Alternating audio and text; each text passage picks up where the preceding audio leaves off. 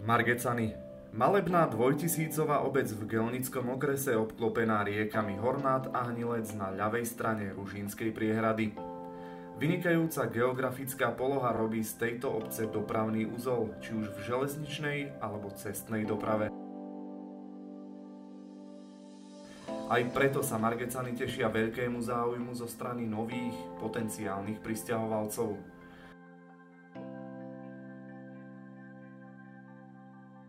To sú základné informácie o obci, ktorú si v nasledujúcich minútach bližšie predstavíme.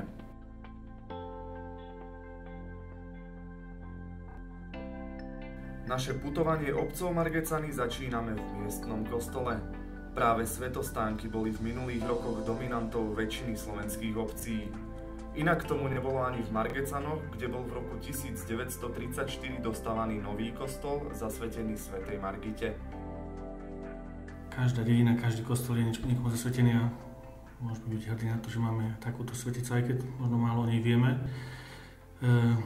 Žila v prvých storočiach, na prvom 3. a 4. storočia, kedy bola cirkev prenasledovaná.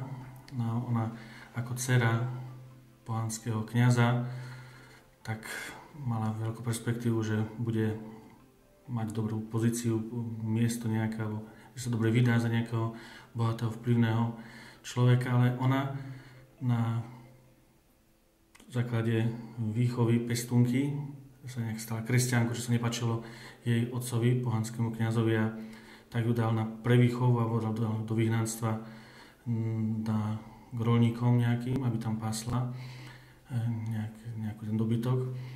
No a potom ešte ju udali aj prefektovi, ale zase bola veľmi pekná, takže prefektovi sa veľmi páčila.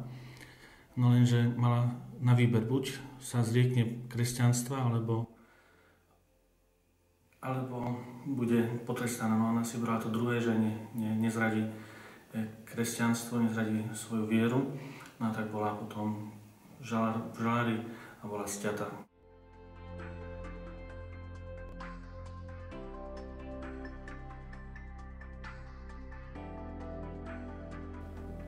Margecany boli spočiatku iba filiálkou a spadali pod farnosť Jaklovce.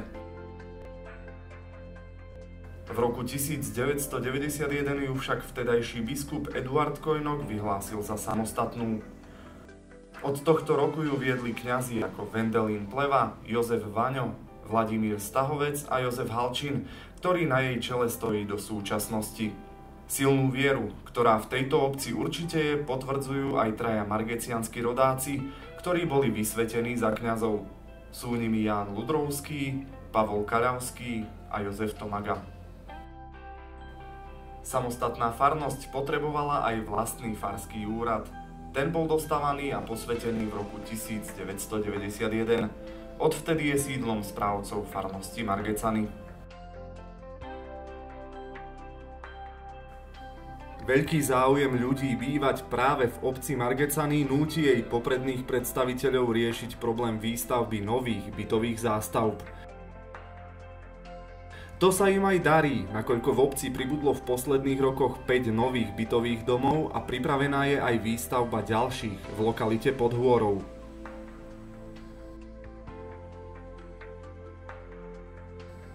Dôvodom záujmu potenciálnych nových občanov je práve spomínaná vynikajúca geografická poloha. Nachádza sa totiž na hlavnej železničnej trati. Od krajského mesta Košice je vzdialená po železnici 35 a po hlavnej ceste 38 km a od okresného mesta Gelnica je to po železnici okolo 9 km.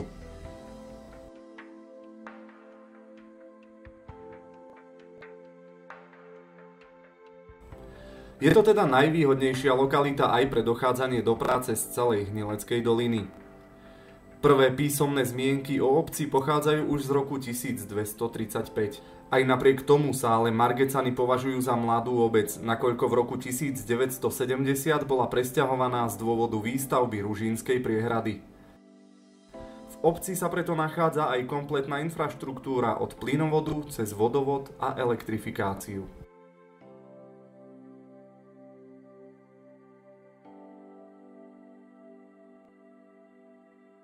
Záujem o bývanie v obci Margecany ale pochopiteľne nevyvoláva iba výhodná cestná a železničná poloha. V obci sa totiž nachádzajú aj všetky potrebné služby občanom. Nájdeme tu rôzne obchody, od potravín cez nočné podniky až po rozličný tovar.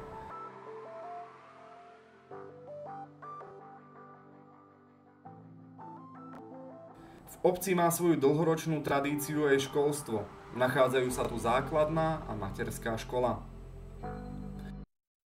Naša škola, ako plne organizovaná, v tomto stave, ako je teraz, vznikla v roku 1969-1970. Vtedy vlastne žiaci nastúpili do ročníkov 1 až 9, pretože dovtedy chodili žiaci 5. až 9. ročníka do Gelnice. Tým, že sa vybudovala táto škola, mali možnosť všetci žiaci navštevovať školu vo svojej obci. Spočiatku bola ako škola, ktorá mala perfektné vybavenie, bola nová, ale počas tých dlhých rokov, odkedy existuje až do dnešných čias, vlastne škola starla a bolo treba urobiť nejaké zmeny. No a tá zmena prišla v časoch asi pred 3 rokmi, keď sa urobila rekonštrukcia učebňového pavilónu zo štrukturálnych fondov Európskej únie. Vďaka tomu nám pribudlo podkrovie, ktoré zatiaľ ešte nie je dobudované. Pribudla k nám materská škôlka v roku 2008 a myslím si, že to bol dobrý ťah, pretože sa vlastne šetrí na financiách, na výdavkoch. Tým, že sme pod jednou strechou, máme vlastne vytvorené podmienky na vzdelávanie detí od 3 rokov až do tých 15-16 rokov. Školstvo, to nie sú len čísla či písmená, ale aj noty a rozvoj umeleckého vnímania dieťaťa. Preto v Margecanoch dostala zelenú aj súkromná základná umelecká škola. V Margecanoch zriadenie takéto umeleckej školy nebolo náhodné. Margecany boli vždy kultúrna obec a to zriadenie bolo vyústením už doterajšej výchovy umeleckých žiakov, predovšetkým tanečníkov. Tých tu bolo najviac, ale aj samotnej potreby občanov žiť krajšie a kultúrnejšie. Teraz v súčasnosti tá škola má 3 odbory, jeden je hudobný, tanečný a aj výtvarný. No najlepšie sú na tom tanečníci, pretože ich je najviac. Áno, máme až 105, muzikantov máme 24 a výtvarníkov 21, ale všetky tieto odbory sa podielajú na práci, respektíve na prezentácii v obci, áno, alebo výstavu, samotným koncertom, alebo potom reprezentujú obec ešte aj na súťaži vonku v rámci celostátnych súťaží.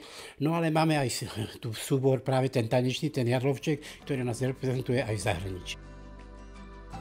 Jadlovček je bez pochyby jedným z najlepších a najuznávanejších detských folklórnych súborov na Slovensku. Zisťovali sme preto o tomto súbore viac. Súbor Jadlovček vznikol v roku 1980. Nejak tak prirodzene nadviazal na činnosť folklórnej skupiny Jadlovec, ktorá už 5 rokov účinkovala v Margecanoch. No a keďže ja som učila hudobnú výchovu na základnej škole a viedla som aj spevácky zbor, aj matematiku samozrejme, tak nebol to pre mňa problém proste urobiť také aktivity urobiť medzi deťmi a zistiť, aký majú záujem o ľudovú tvorbu, o ľudovú pieseň a postupne som hlavne na tom spevokole zaraďovala ľudové piesne, naše margecanské a potom cez prestávku sme sa troška aj nejaké prvky naučili a tak automaticky nejak vyplynulo z toho, že bolo by dobré taký kolektív v obci mať. No tak sme urobili také jedno číslo, som urobila pásmo hier detských a boli sme na spišských slávnostiach. A tak sme rozmýšľali o názve a keďže boli Veľký Jadlovec, tak sme dali Malý Jadlovček. No a už súbor bol na svete a hneď sme išli na okresnú prehliadku, postúpili na krajskú, na celoslovensku, vyhrali. O 2 roky na okresnú, na krajskú, na celoslovensku vyhrali, o ďalšie 2 roky na okresnú, krajskú, celoslovensku vyhrali, takže začalo sa nám veľmi dariť a veľmi rýchle sme sa dostali na vrchol na Slovensku a v podstate do dnešného dňa patríme a považujú nás za jeden z najlepších kolektívov na Slovensku.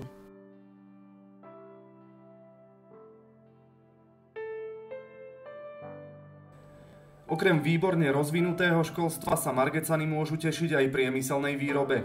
Nachádza sa tu napríklad najstaršia vápenka na Slovensku, ktorá vznikla už v roku 1893 a bola hnacím motorom priemyselného života v Hladovej doline, ako sa v tých časoch okolie tejto vápenky nazývalo. Spomínali sme taktiež aj fakt, že obec je obklopená lesmi. O tie sa samozrejme musí niekto starať a preto sa v obci nachádzal aj lesný odštepný závod. Ten fungoval od roku 1956 do 31. decembra 1997, kedy zanikol a bol pričlenený pod lesný odštepný závod Košice. Na území bývalého lesného odštepného závodu v Margecanoch vznikla lesná správa Margecany, ktorá bola od 1. januára 2010 spojená s lesnou správou Smolník. Prejdeme teraz k zábave a športu. Jedným z najvýraznejších koníčkov, hlavne mužov, vo väčšine slovenských obcí je futbal. Tento šport má svoju dlhoročnú tradíciu aj v Margecanoch.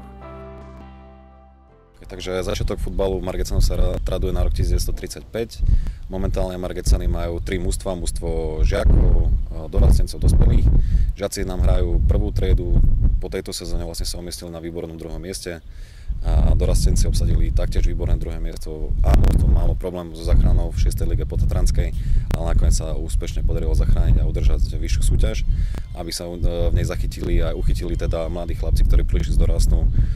Je tam pár talentovaných chalanov, ktorí majú pred sebou sľubnú futbalovú budúcnosť a dúfam, že keď pri tréningu, ktorí budú mať a ktorí dúfam, že absolvujú, majú šancu na to, aby hrali taktiež vyššie súťaže. A ako je to so záujmom mladých o futbal? To sa dozvieme v nasledujúcej odpovedi. Niekedy je to také, ako sa povedalo, že na koliske. A raz ten záujem je, potom nie, majú tiež určite nejaké voľnočasové aktivity, ktoré niekedy ten futbal dávajú do ústrania. Ale pri týchto mladých, čo došli, ako myslím k amústvu, tak záujem ako veľký je a plus je tam veľký záujem u žiačikov, ktorí chodí na tréningy, chodí nejakých 20 chalanov, fakt od tých najmenších takých 7-4 ročných, ktorí chcú hrať ten futbal a verím tomu, že tréner, ktorý ich vedie, Stanko Sokolský, úspešne ich dovede k tomu futbalu a myslím, že zatiaľ to smerovanie je veľmi dobré. Smerovanie klubu a vízia momentálne zapája hlavne tých mladých hráčov, ktorí prišli, aby boli pri tom ústve, aby sa preučili pri tých starších chalanoch.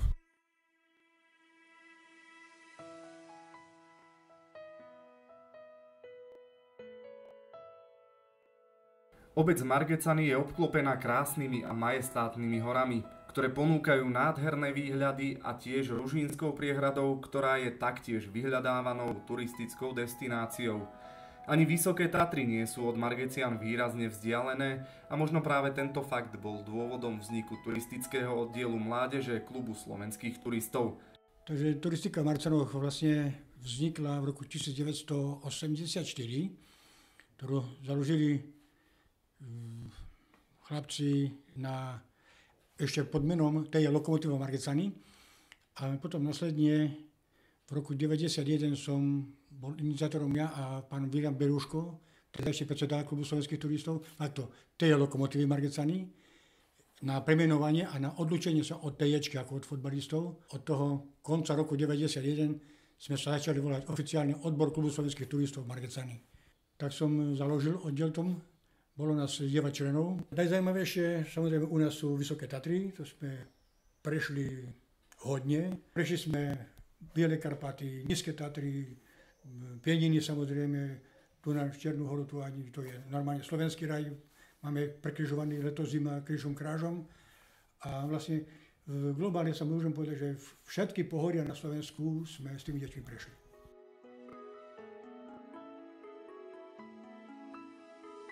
Obec Margecany a jej krásnu prírodu je potrebné chrániť, okrem iného aj pred požiarmi. O takúto ochranu sa už niekoľko rokov stará dobrovoľný hasičský zbor pôsobiaci v Margecanoch. Tak čo sa týka dobrovoľného hasičského zboru v Margecanoch, tak ten vlastne bol založený ako povinný hasičský zbor v roku 1909. Boli sme účastníkmi pred 3-4 rokmi, keď boli tie veľké povodne na Hornáde, tak sme sa zúčastnili pomoci občanom v Rychnave. To by ste museli vidieť. Tam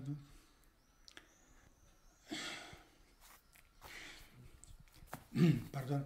ale keď ste videli tých ľudí, ktorí tam trpeli pre tú vodu, že jednoducho byt, niečo podobne ako môj po plafón zaliatý vodou, starí ľudia nevládni, tak to bolo hrozné. V Margecanoch však nežijú iba mladí. Od 13. apríla 1988 tu funguje aj klub dôchodcov, ktorý už dlhé roky organizuje kultúrne a spoločenské podujatia či výlety všetkým dôchodcom, ktorí majú záujem a zdravie im to povoľuje. Tak naša základná organizácia Jednoty dôchodcov na Slovensku Margecanoch vznikla v auguste roku 2000.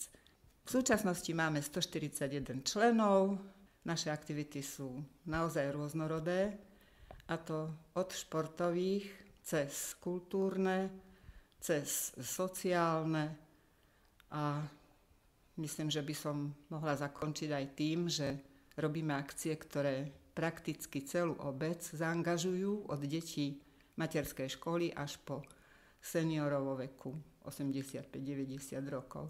Organizujeme za spolupráce s obcov Margecany so starostom jeden úsmevný futbalový turnaj medzi žiakmi 1. a 4. ročníka a seniormi. Teraz sme ho mali 10. júla, no a skončil 6-6. Po 11 potom 3-2 vyhrali seniori, minulý rok sa to skončilo opačne, vyhrali žiaci 1. a 4. ročníka. Margecany sú ale vyhľadávanou destináciou aj korčuliarov, cyklistov či bežcov. Nachádza sa tu totiž upravovaná cesta dlhá zhruba 3 km, ktorá vedie popri Ružínskej priehrade cez Rolovú hutu, teda časť Margecian, ktorá bola k obci pričlenená v roku 1960 a vedie až k Margecianskému tunelu, ktorý patrí k technickým pamiatkam Slovenska. Hneď vedľa tohto tunela je vybudovaný ďalší železničný, ktorý sa píši statusom najdlhšieho dvojkoľajového železničného tunela v bývalom Československu.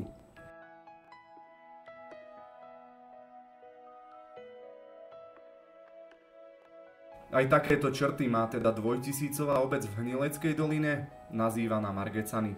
Všetko sa ale do zhruba 15 minút nezmestilo a preto si to poďme s pánom starostom zrekapitulovať a pozvať vás do obce Margecany. Obec Margecany má silný geografický potenciál, ktorý vytvára predpoklad pre budúci výrazný urbanistický rozvoj. V obci sú poskytované služby, možno povedať, rozšírenej občianskej vybavenosti, ktorými sú okrem obchodov pošta, zdravotné stredisko, kino a kultúrny dom s 3 sálami. Všetky tieto naše prednosti sa vedenie obce snaží rozvíjať či skvalitňovať využívaním európskych fondov, vďaka ktorým sa nám podarilo celkom úspešne zrealizovať množstvo investičných, ale aj neinvestičných projektov. Jednoducho hovoríme, že ak by sme chceli tieto investičné akcie postaviť z vlastných finančných prostriedkov, trvalo by nám to asi 44 rokov. Takto sme postavili či zrevitalizovali komunitné centrum, základnú školu, cesty, chodníky, detské či multifunkčné ihrisko, verejnú zeleň, kultúrny dom a ďalšie. Samozrejme, popri výstavbe sa venujeme aj kultúrno-spoločenskému životu obci, ktorý sa snažíme mnohými podujatiami vylepšovať. Takými napríklad sú Ples obce Margecany, Batvoško Ibav, Modré fašiangy, Deň Matiek, Dni obce Margecany, Margecianske fajnoty a ďalšie. Tak teda aj preto pozývam vás do našej modernej obce, kde vás veľmi radi